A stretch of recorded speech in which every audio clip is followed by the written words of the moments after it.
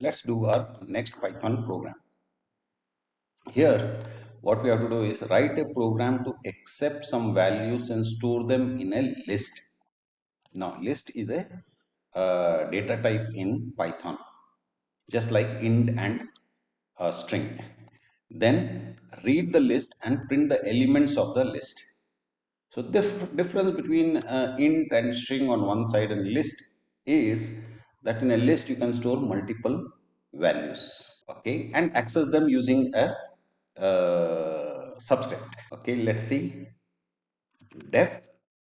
So we are going to write a function to accept the values, okay, and we require the maximum number of elements that can be there in this.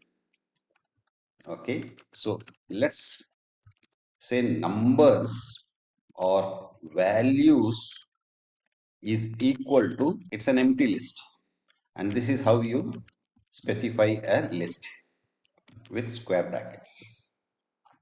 Now for I in range max, okay, we have said maxi, so let's say maxi element is equal to integer of input, enter a number. Now we say values dot append. Append means add it to the end. Append this element to the values list. Now return values. Now let's define a separate function for printing these values. And to this, we will pass the list, right? So let's say values list. Now, first of all, we'll print so that it goes to the next line. So we start printing from the next line. For I in a range. Now, instead of using range, what we can also do is we can say for I in values list. It will pick up the values from the values list one by one, and it will put it in I. Okay, print formatted output I. And just to make sure that it doesn't go to the next line, we will say uh, let's put a space, and then end is equal to, now let's, and we just say return. Now we are not going to return anything. Now let's define the main function. How many is equal to int input, enter, or how many elements to input. Okay, now we say print values. Which values? Print values from a list which has been returned by accept values. And to this accept values, what are we passing? We are passing how many. Here one more line. And now finally we will call this main function. Let's run this. Let's say 3. Let's say 3, 4, 5. 3, 4, 5. It's printed. But what are the types of these numbers? Right? What is the data type of these numbers? So let's print that. Let's say print of element. Let's run this again. Let's say 3, 23, 34, 43. So all the three are int. Why? Because it has been converted into int here itself. But suppose I remove that, I don't convert it into int. Now let's see what happens. Again, three values. Let's say 34. Let us say some string wish. That's also string. Now let's say 45.5. That is also string. So all the three are being treated as strings. But suppose we want this 34 to be treated as int, wish naturally string, and 45.5 to be treated as float. In that case, what do we do? Because in a list, you can store different types of data. So in that case, what do you do? What we'll do is, once we accept these values, problem occurs that if he enters a string, a proper ABCD kind of string, then in that case, we can't convert it into int. It will show an error. Similarly, we can't convert it to a float. So now here is where error handling comes in. So I say try, and I say element is equal to integer of element. So I'm basically trying to convert it into element. Okay? When I'm trying it, it might happen that there is a exception. That means what? If it is an exception, it can't convert it into int, right? So let's try again, and this time we'll convert it into element is equal to float element.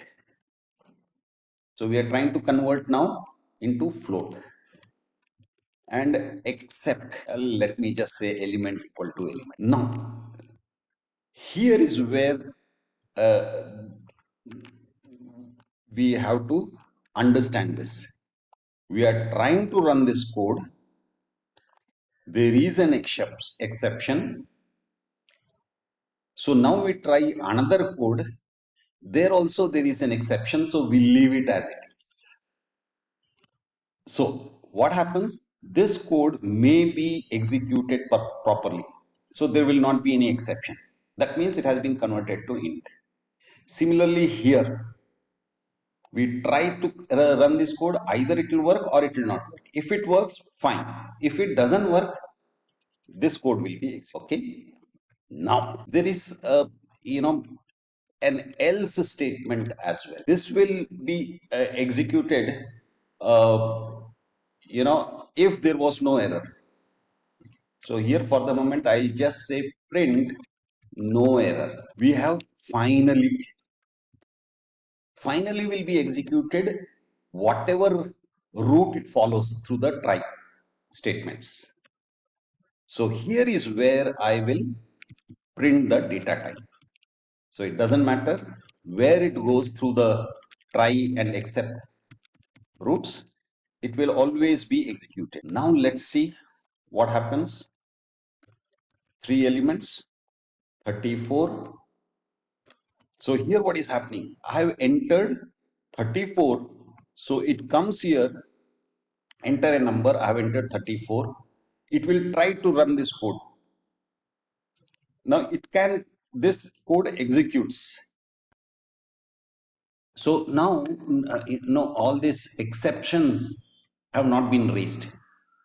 Try statement actually got executed. So it goes to, so no error. So no error is being, and finally will be in any case executed. So it is displaying the type of element it is, which is int. So now let me give a string wish. So again, it is trying to convert it into int. It can't. So it will go to exception, right? It will try to convert it into float. That is also not, it is also raising an exception. So I leave it as it is. Now it doesn't go to else because this else is for this try. Okay. And finally the data type is being displayed, that is string. Okay. Now let me type 34.4. So it is displaying float. So again, enter a number. I've entered a decimal number. Try, it will try to convert it into int. Can it convert it into int? Now that's a question. No, it can't. Why? Because it is element is a string. So it goes to exception is raised, so it will convert it into float. Again, else is for this try, so this will not be executed, and finally the data type will be printed. And finally 34 wish 34.4 is being printed in this function. Okay, so now here there is some underlining, too broad exception clause. So really don't want to be much more specific as to what exception is being raised. Whatever be the exception, we are running this, we want to run this code. So we will leave it as it is, and let's run this again. How many elements? 4, 34, no error, class int, and then enter a number. Let's say Vishwanath, string 34.4, a float.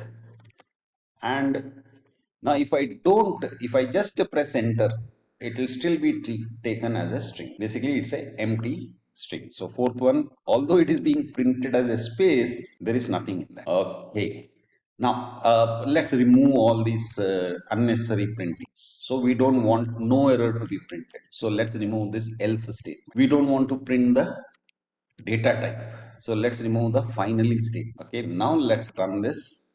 Let's say 4, enter a number 34, say Vishwanath, and let's say 34 point, and let's give 54.9999. Yes, so we have or what we can also do is, here let's say print, and let's print this values list, right? So which means we have to accept it into a variable so that we can use it in multiple places without calling the function.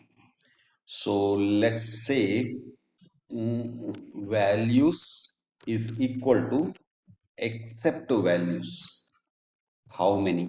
Here we will pass values. Here we will say print values, and see if we just ask it to print the values. F10. Okay, how many elements to input? Say 4, 34, Vishwanath, 34.4, 54.5555. So 34, it is separately printing each element, and here it is printing it as a list itself, and the square brackets signify that it is a list. One thing that somehow doesn't look good is enter a number even though we are entering Vishwanath, a string. So let's just enter a value. So that's the only difference. Okay, that's it. Bye.